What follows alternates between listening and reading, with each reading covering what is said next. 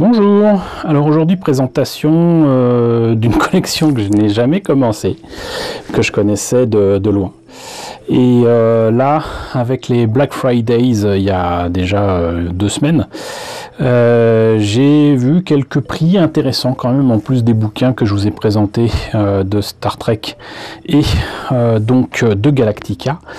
J'ai vu passer quand même quelques prix, assez difficilement sur leur site parce que c'est assez mal foutu, quelques prix intéressants.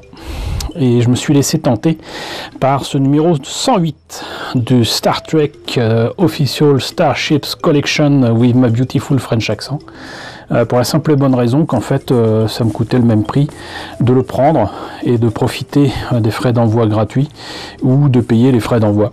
Donc je me suis dit allez hop, on le prend. Et il s'agit du Ahwani, qui est un kit bash que l'on voit vraiment très furtivement dans quelques épisodes de Next Generation, et notamment quand l'Enterprise D arrive sur les lieux d'une bataille de Wolf 359, je dis ça de mémoire, avec la bataille entre un cube Borg dirigé par le Capitaine Picard transformé en Locutus et donc une bonne partie de la flotte de Starfleet, où va être détruit quand même un bon paquet de vaisseaux, dont ce Ahwani.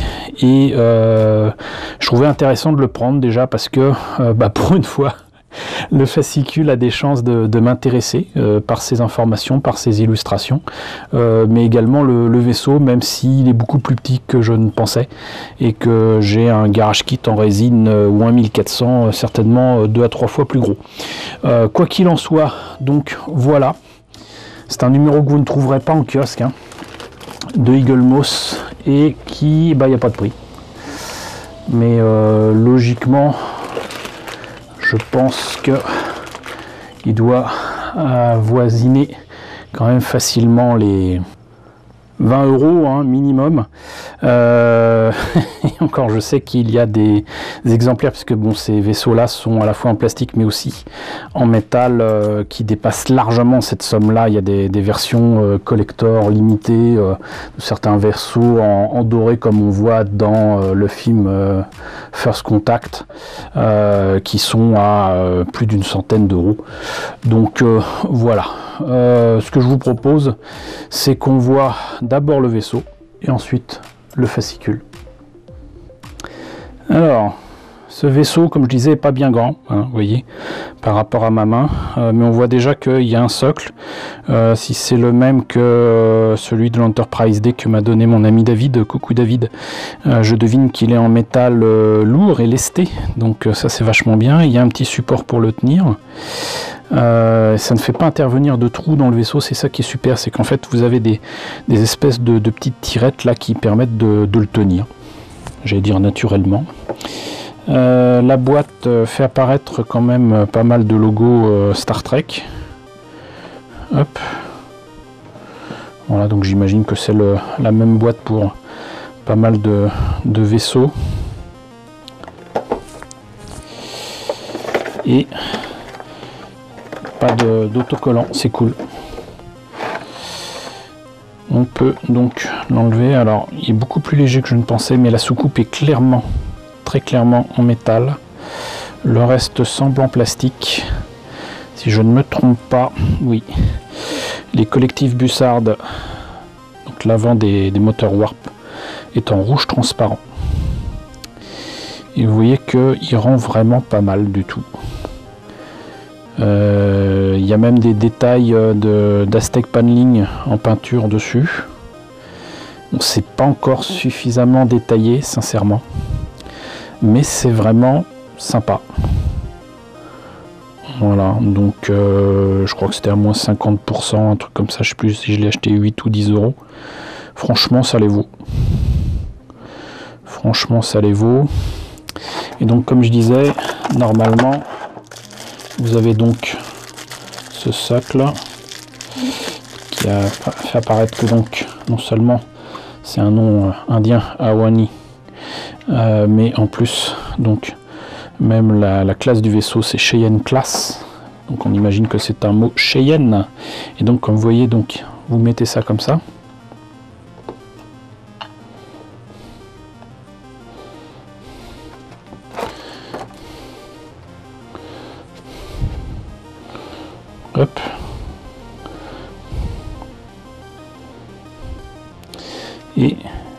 tenir tout simplement comme ceci.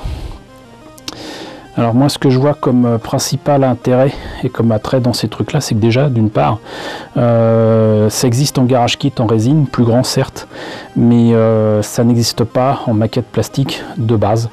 Il n'y a pas de jouet entre guillemets non plus du Hawani.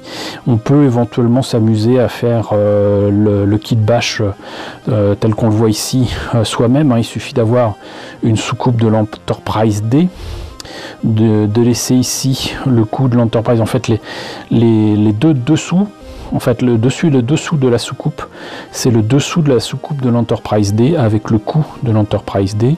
Ça, je sais pas si c'était des pièces plastiques à part ou quoi, ou peut-être d'avion, j'en sais rien. Mais ce que je peux vous dire, c'est que par contre les moteurs Warp, à moins que vous ne les ayez déjà reconnus, c'est ni plus ni moins que des stabilos. Voilà, c'était des stabilos qui étaient là. Et rassurez-vous, dans la série, non seulement on voit très peu ce vaisseau, mais en plus on le voit en arrière-plan et c'est une épave. Donc en fait, c'est l'équipe de Greg Jane qui fabriquait énormément de modèles de tournage, et pour le cinéma et pour la télévision, qui avait fait ça pour la série Next Generation. Et vraiment c'était très inventif et vraiment très cool. Voilà. Mais c'est amusant et je suis bien content, encore une fois, de l'avoir. Mais je serais encore plus content de voir ce que donne le fascicule. On va faire ça immédiatement. Alors, ce fascicule du numéro 108 concernant le Cheyenne Class. Voilà. Donc, ça a l'air sympa parce que on y découvre pas mal de choses. Donc là, c'est le genre d'image que j'ai jamais vu sur le net concernant le Hawani. On a quelques détails.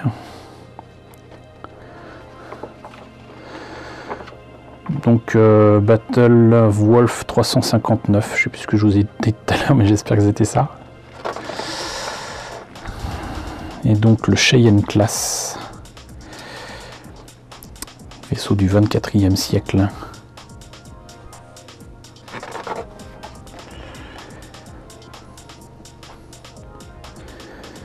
Donc là, on le voit sous toutes les coutures, c'est cool.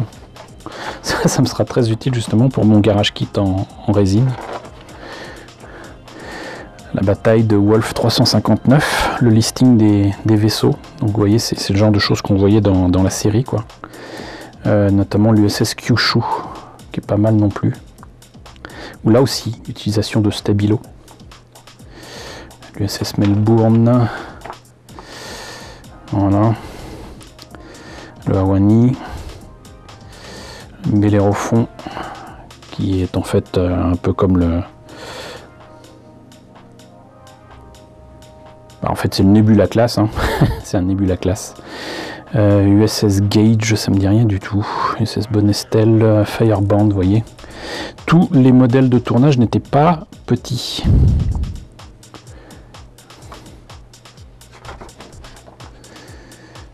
USS Buran, en fait, la particularité, c'est que donc c'est encore une fois une soucoupe façon Enterprise D avec un moteur. Je ne sais plus si on avait qu'un seul ou deux, mais au lieu d'être sur les côtés, c'était au-dessus et en dessous. Et je crois que pour les tenir, c'était des morceaux de sous-marins. L'USS Princeton, un des rares vaisseaux de Star Trek Next Generation où on le voit avec 3 moteurs warp et non pas 2. L'USS Saratoga, alors ça on apprend qu'il a été utilisé dans cette bataille que dans l'épisode pilote de Deep Space Nine, c'est le vaisseau dans lequel Sisko était l'officier en second. L'USS Chekhov, l'USS Liberator, l'USS Roosevelt. L'USS Roosevelt, alors si je me rappelle bien, en fait, c'est cité effectivement dans Voyager avec un groupe de Borg qui a réussi à s'émanciper et qui s'est installé sur une planète. Et donc ce personnage féminin, chauve, qui a en fait des implants Borg un petit peu partout, est une des survivantes, si on peut dire, puisqu'en fait elle a été borgisée, borgifiée, c'est comme vous voulez. Faisait partie donc de l'USS Roosevelt, et elle en parle donc dans cet épisode de Star Trek Voyager. Visual Effects, bah voilà, vous voyez. Donc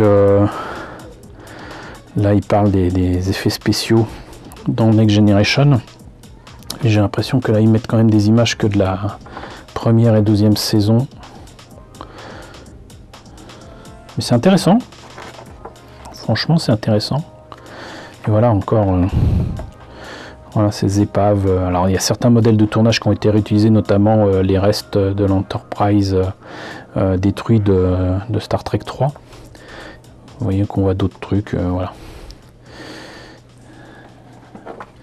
Et bah écoutez, un beau fascicule qui m'a l'air très intéressant.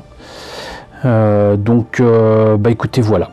On en a fini avec ce numéro 108 de la collection officielle des vaisseaux de Star Trek de Eagle Moss.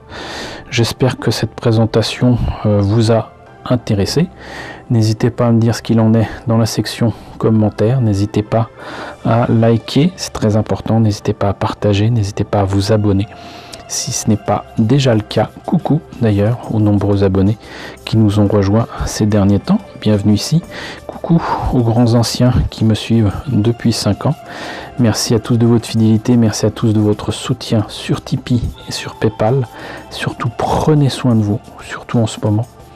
Je vous laisse avec la liste des contributeurs de la chaîne et je vous dis à très bientôt, je l'espère, pour la présentation d'un nouveau vaisseau spatial de Star Trek.